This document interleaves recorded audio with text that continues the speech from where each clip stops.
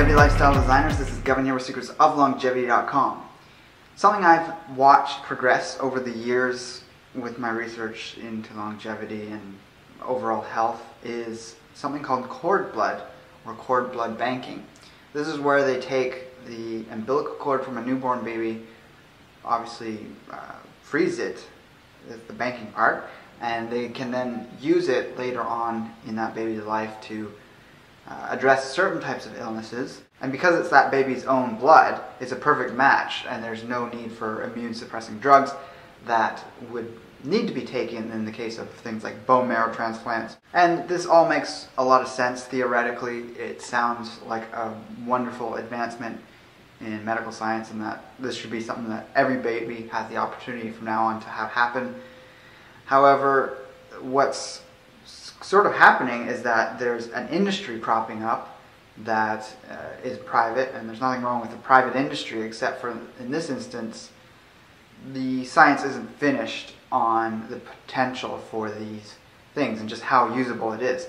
There's actually been more and more cases of it simply not being either enough quantity of what's in the cord to be used for a type of transplant or infusion for different kinds of illnesses. And by the way, it can't be used for every single illness that there is. You can't just inject it randomly. It has to be a blood or metabolic based illness. So it's been found to be effective for like type 1 diabetes and preventing the onset of that. There's been some successes in type 1 diabetics in children that they actually prevented the full onset of the disease, so they're on like 1/3 the amount of insulin as normal. So that's clearly a success. But we have to also look at, how many children within the scope of everyone doing this is that going to be effective for. Like I was saying, there's a lot of things that's being touted as being possible treatment for. However, in many cases it's not enough in terms of the quantity. And in that case, you have to go towards a donor from a bone marrow transplant. And in those cases, then there needs to be immune suppressing drugs taken.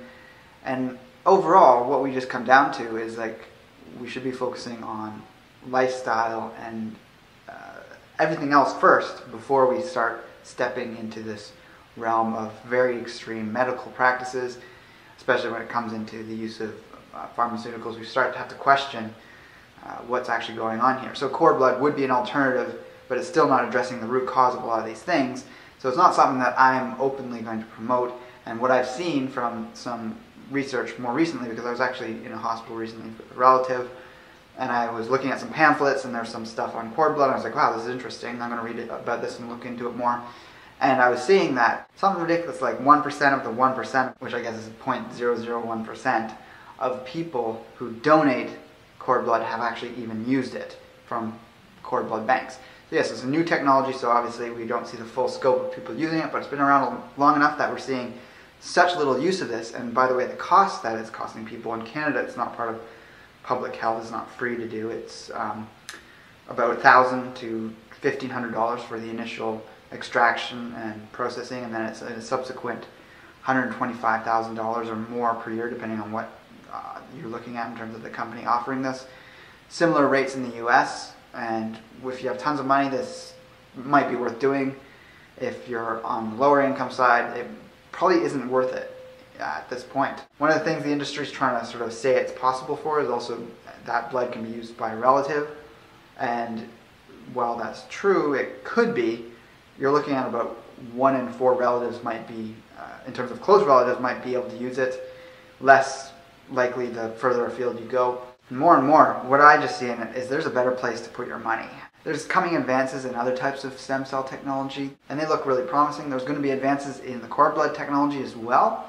So if you want to do it and intend that there's going to be some good things in the future to come with this technology, they can perhaps do more with less, or they can multiply the stem cells in some way from that very limited amount that they do get from umbilical cords, then it might be viable. I do want to just make this video just to caution people about the hype and really aggressive marketing that's out there with these companies. I still don't see the results in the science and the realistic outcomes of this as to what's being hyped and spoken about. So while I don't have a child, I'm not about to have a child, I was in the mindset that, yeah, if I ever had a child, I'm definitely going to do this. But after doing just a very small amount of research, it was very apparent that there's a lot of people who don't see benefits coming from this.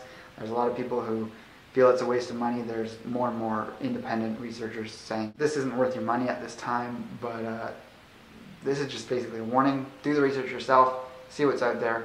Just be critical and logical in your analysis, and don't get caught up in the hype. So let me know what you think about this video in the comments below, and with that, I'll talk to you next time. Take care and embrace life without limits.